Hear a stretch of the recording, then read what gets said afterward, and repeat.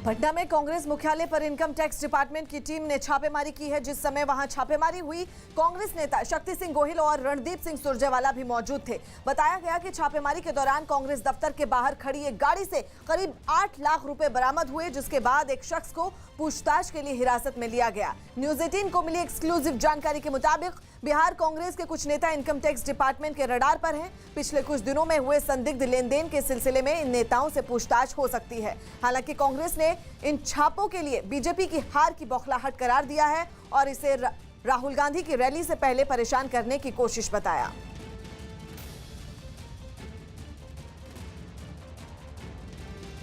Income tax की team Sadaqat Ashram पहुंची है और हमारे साथ शक्ति सिंह गोहिल बिहार प्रभारी मौजूद हैं। सर, क्या चल रहा है? इनकम टैक्स की टीम यहां आ जाती है। देखिए, ये खुशी की बात है। ये साफ दिखता है कि कांग्रेस पार्टी और महागठबंधन जीत रहा है, तो बौखलाहट में कल राहुल गांधी जी की रैली है। ध्यान दूसरी ओर आकर्षित करने के लिए, और यही करते हैं। मेरे वहां से ना एक कुटी कौड़ी मिली है और ना हम ये काम करते हैं। 20 लाख हमने आरटीजीएस वाइट का दिया है, 30 लाख की लिमिट है। अगर मुझे 8 लाख और देना होता तो मैं वाइट दे सकता हूं। मुझे किसी को क्या देने की ज़रूरत है? काला धन तो भाजपा के पास है। ये भाजपा के विधायक के, रक्सौल के भाजपा के कैंडिडेट के भाई के घर से 20 किलो 576 ग्राम, आप नोट कीजिए, सोने के बिस्किट मिले हैं, 2.5 किलो चांदी मिली है, और फिर भी वहाँ इनकम टैक्स नहीं गया, वहाँ ईडी नहीं गई है। और मुझे सवाल करते हैं, मैं सहयोग करूँगा। मेरे प्रदेश अध्यक्ष चुनाव लड़ रहे हैं। हम कल राहुल गांधी जी की रैली है, हमने कहा है प्रिंसिपल ऑफ नेचुरल जस्टिस, आप जो भी मांगना चाहते हो दो, हम सहयोग करेंगे, जांच एजेंसी को सहयोग करेंगे। इनकम टैक्स की टीम सदाकत आश्रम पहुंची है। देखिए, इनकम टैक्स के यहाँ पर गाड़ियां हैं और इनकम टैक्स विभाग के अधिकारी और पुलिस विभाग के अधिकारी यहाँ पर मौजूद हैं। लिखा पढ़ी का जो काम होता है वो ये लोग कर रहे हैं। सर, आप लोग कहाँ से हैं और क्या चल रहा है? अभी प्लीज़ तो हम लोग को लेने दीजिए, फिर हम लोग बाद में बताएंगे। क्या है कि मतलब आप लोगों ने छापेमारी की है क्या सदाकत आश्रम? नहीं, कुछ नहीं हुआ अभी। बस हम लोग को लेने दीजिए, फिर बाद में आपको। कुछ छापेमारी की सूचना मिली थी कि पैसा या कुछ मिला है? आप लोगों ने गुप्त सूचना के आधार पर छापेमारी की? We are not authorised to say anything. देखिए, जो अभी यहाँ पर टीम मौजूद हैं उनके सदस्य अभी बहुत कुछ बताने की स्थिति में नहीं है, लेकिन ये सदाकत आश्रम के इस वक्त हम बाहर खड़े हैं। पुलिस की टीम यहाँ पर मौजूद है और जो इनकम टैक्स डिपार्टमेंट के जो अधिकारी हैं वो लोग यहाँ पर मौजूद हैं। देखिए, जो जांच करता है जो इनकम टैक्स के, वो लोग यहाँ पर पहुँचे हुए हैं और ये टीम है पूरी सदाकत आश्रम के बाहर की। ये तस्वीर हम दिखा रहे हैं और भी यहाँ पर हमने कोशिश की जो अधिकारी हैं उनसे बातचीत करने की, लेकिन वो कुछ बताने में असहज हैं। और भी लोग यहाँ पर हैं, इन लोगों से भी हम बात करने की कोशिश करते हैं। सर, क्या चल रहा है यहाँ पर? No statement. छापेमारी इन्वेस्टिगेशन है, अभी कोई स्टेटमेंट नहीं रिलीज करेंगे। Thank you. सदाकत आश्रम में छापेमारी भी हुई है, कुछ कहेंगे? नथिंग। तो जो अधिकारी हैं इनकम टैक्स के, वो अभी कुछ भी बताने के लिए तैयार नहीं। उनका कहना है कि अभी जांच जारी है और बीच में वो कुछ भी नहीं बता सकते, लेकिन जो तस्वीर है ये तस्वीर बहुत कुछ कहती है। बिहार विधानसभा चुनाव के लिए प्रचार रफ्तार पकड़ चुका है। एक और एनडीए की ओर से आज पीएम मोदी बिहार में हुंकार भरने पहुंच रहे हैं, तो दूसरी ओर महागठबंधन की ओर से पहली बार राहुल गांधी भी प्रचार का आगाज करेंगे। राहुल गांधी और तेजस्वी यादव नवादा में होने वाली चुनावी रैली में एक मंच पर नजर आएंगे। इसके बाद राहुल गांधी भागलपुर में चुनावी रैली करेंगे। हरियाणा के कुरुक्षेत्र से एक दिल दहला देने वाला वीडियो सामने आया, जहां एक ट्रक ने 2 लड़कों को टक्कर मार दी। हादसे से ठीक पहले वो ट्रक सड़क के किनारे खड़ा था और उसी बीच दोनों लड़कों ने सड़क को पार करने की कोशिश की, लेकिन जैसे ही वो ट्रक के आगे पहुंचे तो ट्रक चल पड़ा और दोनों लड़के उससे टकरा गए। ट्रक से टक्कर लगते ही एक लड़का तुरंत भागकर किनारे चला गया, लेकिन दूसरा लड़का अपनी साइकिल समेत ट्रक के नीचे चला गया। टक्कर लगते ही ट्रक के ड्राइवर ने तुरंत ब्रेक लगाई और उसका क्लीनर ट्रक से नीचे उतर गया, लेकिन तभी जो लड़का ट्रक के नीचे गिरा था वो तेजी से सरकते हुए वहां से बाहर आ गया। ट्रक से टकराने के बाद वो उसके टायर की चपेट में नहीं आया और खाली जगह पर फंस गया, जिससे उसकी जान बच गई। मुंबई में एक शॉपिंग मॉल में आग लग जाने से अफरा तफरी मच गई। बताया गया कि शॉर्ट सर्किट की वजह से यह हादसा हुआ, जिससे मॉल के अंदर भगदड़ मच गई। हादसे के वक्त कई लोग वहां मौजूद थे जो इधर उधर भागते हुए दिखाई दिए। आग की वजह से धुआं तेजी से फैल चुका था। तुरंत ही दमकल की कई गाड़ियां वहां पहुंची। आग को बुझाने के लिए हाइड्रोलिक क्रेन की भी मदद ली गई। मॉल के आसपास सैकड़ों लोग इकट्ठा हो गए। खबर है कि मोबाइल फोन की एक दुकान में आग लगी थी, जिसकी चपेट में कुछ और दुकानें भी आ गईं। हालांकि आग लगते ही मॉल के अंदर मौजूद सभी लोग बाहर निकल आए, जिससे एक बड़ा हादसा टल गया। बिहार चुनाव के लिए बीजेपी ने अपना संकल्प पत्र जारी कर दिया, जिसमें लोगों को कोरोना की फ्री वैक्सीन देने समेत कई वादे किए। न्यूज 18 के अरुण सिंह की रिपोर्ट है कि पटना में वित्त मंत्री निर्मला सीतारामन ने जो संकल्प पत्र जारी किया, उसमें बीजेपी के 11 वादों का जिक्र किया गया, जिनमें कोरोना वैक्सीन फ्री देने का संकल्प सबसे अहम है।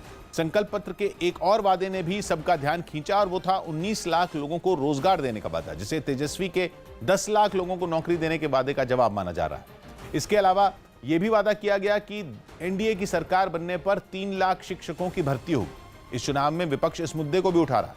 बीजेपी ने किसानों को भी अपनी तरफ करने की कोशिश की और वादा किया कि उसकी सरकार बनने पर दलहन की फसलों यानी दालों को भी न्यूनतम समर्थन मूल्य पर खरीदा जाएगा। हमें कॉन्फिडेंस है, हमें हमारे अपने आप के ऊपर कॉन्फिडेंस है कि हम डिलीवर कर पाएंगे, प्रॉमिस को फुलफिल कर पाएंगे। सीएम योगी ने अपनी रैली में राहुल गांधी पर निशाना साधा। यूपी के सीएम योगी आदित्यनाथ ने बुलंदशहर समेत 3 जगहों पर रैलियां की, जहां उन्होंने विधानसभा सीटों के लिए हो रहे उपचुनाव में पार्टी प्रत्याशियों के लिए वोट मांगे। साथ ही उन्होंने राहुल गांधी का नाम लिए बिना उन पर पीएफआई से जुड़े लोगों से मिलने का आरोप लगा दिया। कांग्रेस के एक सुनामधन्य नेता, उनके पूर्व अध्यक्ष केरल में पीएफआई से जुड़े हुए लोगों से मिलने के लिए जाते हैं। मुंबई में एक शिवसेना पार्षद की कोरोना से मौत के बाद 50 लाख के मुआवजे का ऐलान होने से विवाद हो गया। कोरोना संकट के बीच लगातार मरीजों का इलाज कर रहे डॉक्टरों ने भी सरकार से मदद की गुहार लगाई और कोरोना की वजह से मरने वाले डॉक्टरों को भी 50 लाख का मुआवजा देने की मांग की। एक ही सवाल पूछते हैं कि हमारे प्राइवेट डॉक्टर जो कोरोना से मृत्यु हुई है, उन्हें ये चीज का मुआवजा क्यों नहीं मिल रहा है महाराष्ट्र सरकार से। दिल्ली सरकार ने केंद्र से कोरोना के मरीजों के लिए प्लाज्मा थेरेपी बंद नहीं करने की अपील की। साथ ही दिल्ली के स्वास्थ्य मंत्री ने केंद्र पर इस मामले में राजनीति करने का आरोप भी लगा दिया। इससे पहले खबर थी कि केंद्र सरकार कोरोना के इलाज के दिशा निर्देशों से प्लाज्मा थेरेपी हटाने पर विचार कर रही है। आईसीएमआर और एम्स मिलकर रिसर्च जो कर रहे थे, उनसे हो नहीं पाई, क्योंकि इसके अंदर क्रेडिट दिल्ली सरकार को ना मिल जाए, इसलिए राजनीति का शिकार हो रहा है। बिहार के नवादा में चुनाव प्रचार के दौरान एलजेपी अध्यक्ष चिराग पासवान ने सीएम नीतीश कुमार पर बड़ा हमला बोला। चिराग पासवान ने सीएम नीतीश कुमार पर भ्रष्टाचार का आरोप लगाया और एलजेपी के सत्ता में आने पर उनके खिलाफ जांच कर जेल भिजवाने का भरोसा दिया। हालांकि बीजेपी ने चिराग के सत्ता में आने के बयान पर ही सवाल उठा दिए। आज इस मंच से अपने घर से आप लोगों को साक्षी मानकर मैं बोल रहा हूँ कि जितना भ्रष्टाचार 7 निश्चय में मुख्यमंत्री ने किया है, 7 जन्म में किसी ने नहीं किया होगा। और इसका जवाब मुख्यमंत्री को देना होगा। जिस दिन लोजपा समर्थक सरकार, अगली सरकार जैसे ही लोजपा की बनेगी, 7 निश्चय की जांच कराई जाएगी और जितने दोषी है उनको जेल भिजवाया जाएगा। लूटते हैं बिहार को ये लोग, बर्बाद करने बैठे हैं ये लोग बिहार को। वो कहते क्या है, करते क्या है। देखिए, राघोपुर चुनाव में भारतीय जनता पार्टी का उम्मीदवार सतीश यादव लड़ रहा है तेजस्वी यादव के मुकाबले में, तो वहाँ तो उन्होंने भाजपा के खिलाफ एलजेपी का उम्मीदवार दे दिया है और तेजस्वी यादव को जीत की शुभकामनाएं दे दी हैं। तो ये तो उनको क्लियर करना पड़ेगा ना, वो किसको शुभकामनाएं दे रहे हैं, किसके साथ हैं। उनके भी ऐसे ही बयान है जैसे तेजस्वी यादव के हैं। ऐसी कोई स्थिति नहीं होने वाली है। 2/3 बहुमत से सरकार आएगी, नीतीश जी मुख्यमंत्री बनेंगे। बिहार विधानसभा चुनाव के प्रचार के दौरान एलजेपी अध्यक्ष चिराग पासवान लगातार सीएम नीतीश कुमार पर तीखे हमले बोल रहे हैं। सोशल मीडिया पर भी वो सीएम नीतीश कुमार को निशाने पर लेने से नहीं चूक रहे। चिराग पासवान ने एक ट्वीट के जरिए भी सीएम नीतीश कुमार को निशाने पर लिया और कहा कि कहीं प्रधानमंत्री नरेंद्र मोदी का आशीर्वाद लेकर इस बार साहब लालू प्रसाद यादव की शरण में ना चले जाएं। चिराग पासवान ने एक ट्वीट के जरिए सीएम नीतीश कुमार पर हमला बोला। उन्होंने लिखा कि पिछली बार आदरणीय लालू प्रसाद जी के आशीर्वाद से आदरणीय नीतीश कुमार जी मुख्यमंत्री बने और फिर उनको धोखा देकर प्रधानमंत्री जी के आशीर्वाद से रातों रात मुख्यमंत्री बन गए। इस बार कहीं आदरणीय नरेंद्र मोदी जी का आशीर्वाद लेकर फिर आदरणीय लालू प्रसाद जी की शरण में ना चले जाएं साहब। लखनऊ में पुलिस ने के 2 सिपाहियों ने मोटरसाइकिल से भाग रहे एक बदमाश को पकड़ने में बहादुरी दिखाई। बताया गया कि पकड़ा गया बदमाश चोरी करके भागने की फिराक में था, लेकिन दोनों सिपाहियों ने उस बदमाश पर अपनी पकड़ ढीली नहीं की और घसीटे जाने के बावजूद उसे पकड़ लिया। ये पूरी घटना वहां लगे सीसीटीवी कैमरे में रिकॉर्ड हो गई, जिसमें दिखा कि थोड़ी ही दूर जाने पर वो बदमाश मोटरसाइकिल समेत जमीन पर गिर गया। चूंकि सिपाहियों ने उसे पकड़ रखा था, इसलिए वो भी उसके साथ ही नीचे गिर गए। हालांकि नीचे गिरने के बावजूद दोनों ने मिलकर किसी तरह बदमाश को भागने नहीं दिया। इतनी देर में पुलिस की गाड़ी भी वहां पहुंच गई, जिसके बाद दूसरे जवानों ने मिलकर उस बदमाश को गिरफ्तार कर लिया। उत्तर प्रदेश के आगरा से एक दिल दहला देने वाला वीडियो सामने आया, जिसमें कुछ लोग जमीन विवाद में मारपीट करते नजर आए। ये घटना 5 दिन पहले की बताई गई, जिसका वीडियो अब सामने आया, जिसमें कुछ लोग एक दूसरे पर हमला करते दिखे। जमीन को लेकर हुए इस विवाद में दोनों गुटों के लोग एक दूसरे पर ईंट, पत्थर और डंडे बरसाते नजर आए। हंगामा इतना बढ़ गया कि वहां पर आसपास रहने वाले लोगों की भीड़ जुट गई। विवाद बढ़ता देख कुछ लोगों ने उन्हें रोकने की कोशिश भी की, लेकिन मारपीट कर रहे लोगों के सिर पर इस कदर खून सवार था कि वो मानने को राजी नहीं दिखे। पत्थरबाजी और मारपीट की इस घटना में दोनों तरफ से कई लोग घायल हो गए। बड़ी खबर आ रही है बिहार चुनाव से जुड़ी हुई। बिहार के मुंगेर में 28 अक्टूबर को होने वाले विधानसभा चुनाव के पहले चरण के मतदान से पहले पुलिस ने बड़ी मात्रा में अवैध हथियार बरामद किए हैं। पुलिस को यह कामयाबी गंगा नदी के किनारे गश्त के दौरान मिली। इलाके में 2 संदिग्धों की जानकारी मिलते ही पुलिस ने सर्च ऑपरेशन तेज कर दिया। खुद को घिरता देख बदमाशों ने अवैध हथियारों के कुछ पैकेट और बैग नदी में फेंक दिए। काफी देर की मशक्कत के बाद पुलिस ने पैकेट नदी से निकाले, जिनमें से बड़ी संख्या में गोलियां, देसी कट्टा और राइफल की बट बरामद की गई हैं। इसके बाद पुलिस दोनों आरोपियों को गिरफ्तार कर उनके गिरोह का भंडाफोड़ करने की कोशिश में जुट गई है। आप देख सकते हैं तस्वीरों में इस वक्त ये जो एरिया है, जो टापू बना है, ये भी काफ़ी बड़ा एरिया है। यहाँ पर देख सकते हैं कि जो इलाके की एसपी है वो लगातार जा रही हैं। मैसेज जो इनको वॉकी टॉकी पे दिया गया है, उस मैसेज को लेने के बाद ये बोट से उतरी और उसके बाद उस इलाके के तरफ, उस जगह की तरफ जा रही हैं जहाँ पर 2 लोगों को, जो दूसरी टीम थी पेट्रोलिंग कर रही थी, उसने 2 लोगों को जो अवैध हथियार के साथ पकड़ा है, वहाँ अब ये पहुँच रही हैं। देखते हैं कितने हथियार हैं और ये जो 2 लोग हैं उनसे जब पूछताछ करेंगी इलाके की एसपी, तो क्या कहते हैं वो दोनों आरोपी। फिलहाल जो है लगातार बढ़ रहे हैं और ये जो इलाका है, एक बार मैं आपको तस्वीरें दिखाना चाहूँगा।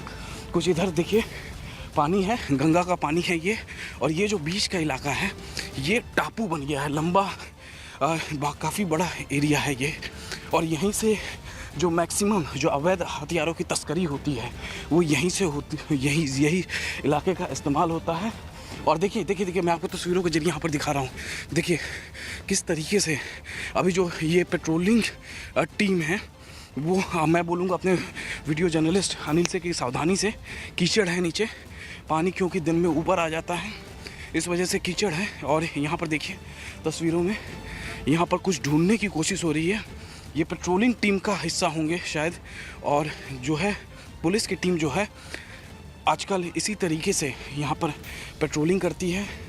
चुनाव का माहौल है और किसी भी तरीके से गड़बड़ी ना हो, इस वजह से लगातार जो है यहाँ देखिए ये पकड़ा गया है, ये पकड़ा गया है यहाँ पर, और एक पैकेट पकड़ा है पुलिस के जवानों ने, और उस यहाँ पर देखिए उस पैकेट को अभी खोला जा रहा है, क्या चेक किया जा रहा है कि इसके अंदर है क्या। लगातार जो है गश्त लगा रही हैं इस तरीके से जो लोकल पुलिस हैं कई बोटों में, क्योंकि 58 किलोमीटर का एरिया है और सभी एरिया को कवर करना है। नक्सल प्रभावी क्षेत्र भी है यहाँ पर, और जिन लोगों को हिरासत में लिया गया उसके बाद बताया जा रहा है कि कुछ जो हथियार थे यहाँ पर फेंक दिया है, और जो है पुलिस की टीम जो है उन हथियारों को ढूंढ रही है यहाँ पर गंगा के पानी में। यहाँ पर देखिए ये जो इलाका है मुंगेर का, ये काफ़ी अवैध हथियार के तस्करी के लिए जाना जाता है। यानी जब टीम पेट्रोलिंग कर रही थी उसी वक्त यहाँ पर ये मिला। और किस तरीके से टेपिंग की गई है देखिए, ये खुल भी नहीं रहा, ये खुल भी नहीं रहा है और इसको खोलने की अब तैयारी हो रही है। खुल भी नहीं रहा है ये जल्दी, टेपिंग बहुत ही। हाँ मैम, बिकॉज ये जो पानी है तो हथियार फेंका है तो इसको भी फेंक सकते थे। वो देखिए उधर, मैं आपको तस्वीरें दिखाना चाहूँगा। ये आरोपी है, इस शख्स को जो है इस शख्स को यहाँ पर अवैध हथियार की तस्करी के साथ यहाँ पर पकड़ा है लोकल पुलिस ने। यहाँ पर तस्वीरों में आप देख सकते हैं उससे कुछ बैग भी बरामद किए गए हैं। जो जवान जो लगातार जो यहाँ पर पेट्रोलिंग कर रहे थे, उन्होंने इस शख्स को यहाँ से हिरासत में लिया है। आप तस्वीरों में यहाँ पर देख सकते हैं वॉकी टॉकी में एक बैग मिला यहाँ पर तस्वीरों में आप देख सकते हैं। जब इस शख्स को पेट्रोलिंग टीम ने पकड़ा तो उसने इस पानी में जो है इस झोले को फेंक दिया, इस बैग को फेंक दिया। आप देखिए किस आमतौर पर जब दुकानों से हम सामान खरीदने जाते हैं तो इस तरीके का बैग मिलता है। तो इस तरीके से मैम पिछले दिनों में और भी इस तरीके से रिकवरी हुई है क्या? जी, अभी कल भी हमारे यहाँ 2 मिनीगन फैक्ट्री का उद्भेदन किया गया है। अभी हम लोगों ने करीब 10 हथियार कल भी पकड़े थे। परसों भी एक तरीके से देखें तो जब से चुनाव MCC लगा है तब से अब तक मुंगेर पुलिस ये दूसरा आरोपी है मैम, ये दूसरा आरोपी है। 190 के आसपास हथियार पकड़ चुकी है और करीब 785 गोलियां पकड़ चुकी है, 26 डेटोनेटर्स पकड़ चुकी है। तो हम लोग जो है इसको एकदम पीसफुल तरीके से हो जाए चुनाव, हम लोग लगे हुए हैं और मैक्सिमम रिकवरीज करेंगे जिससे कि इलाके में शांति रहे। मैम तो इस तरीके से जो मैक्सिमम जो इस तरीके से रेड हो रही है रात में ही किया जा रहा है? ज़्यादातर रेड्स रात में ही होती हैं बिकॉज जो भी अवैध कार्य होते हैं वो रात्रि में ही हो पाते हैं। बिकॉज देरा में अदरवाइज़ मान लीजिए और भी लोकल लोग रहते हैं तो छुप कर के ही रहते हैं ये लोग, क्योंकि इनएक्सेसिबल एरिया है तो यूजुअली लोग कुछ छोटी सी झोपड़ी बना लेंगे या फिर जो श्रब वगैरह रहता है तो उसमें ही ये लोग जो है। नवरात्र में प्याज के दाम 100 रुपए किलो के पार पहुंच गए। अमूमन इन दिनों में प्याज की खपत कम हो जाती है जिससे उसकी कीमत में इजाफे की गुंजाइश कम रह जाती है। लेकिन इस बार महाराष्ट्र और कर्नाटक में बेमौसम बारिश होने की वजह से प्याज की ज्यादातर फसल बर्बाद हो गई और देश भर की सब्जी मंडियों में बिक रहे प्याज ने अपने बढ़े दामों की वजह से ग्राहकों को रोने पर मजबूर कर दिया। कुछ ऐसे ही हालात महाराष्ट्र में पुणे की एक मंडी में दिखे, जहां प्याज की कीमतों में उछाल से उनके खरीदारों में कमी देखी गई। तेल कम हो गया है, 120 रुपए किलो बोले तो लोग 3-4 किलो जो हमेशा कांदे लेते वो 1 किलो आधा किलो पे ही लेके जा रहे हैं। लोगों ने दावा किया कि प्याज के बढ़े दामों की वजह से उनके बजट पर काफी असर पड़ रहा है। तो लॉकडाउन की मार उसमें ये महंगाई। केरल में तिरुवनंतपुरम के एक थोक बाजार में भी सन्नाटा पसरा दिखा। वहां भी प्याज की कीमतों में जबरदस्त उछाल आने से दुकानों पर भीड़ नजर नहीं आई। चेन्नई में भी प्याज के बढ़े दामों ने ग्राहकों को चौंका दिया। लोगों ने उन पर बोझ बढ़ने का हवाला देते हुए सरकार से इस ओर ध्यान देने की अपील की। Unexpected. Government has to take some steps to reduce the onion price. Navratra में प्याज के दाम बढ़ने की वजह से उसके कारोबारियों को भी दोहरी मार झेलनी पड़ रही है। LAC पर चल रहे तनाव के बीच फिर से एक मिसाइल का सफल परीक्षण कर भारत ने चीन की चिंता बढ़ा दी है। न्यूज़ 18 के संदीप बोल की रिपोर्ट है कि राजस्थान के पोखरण में दुश्मनों के टैंकों को तबाह करने वाली नाग मिसाइल का परीक्षण कामयाब रहा और सेना में शामिल किए जाने से पहले ये उस मिसाइल का आखिरी परीक्षण था जिसमें उसने अपने टारगेट पर सटीक निशाना लगाकर उसे तबाह कर दिया। इस एंटी टैंक मिसाइल को सेना के लिए हथियार बनाने वाले संगठन DRDO ने तैयार किया और भारतीय सेना में इसके शामिल होने से फौज की ताकत कई गुना बढ़ जाएगी। आज की ताजा खबर जारी है। अब बने रहिए न्यूज़ 18 इंडिया के साथ।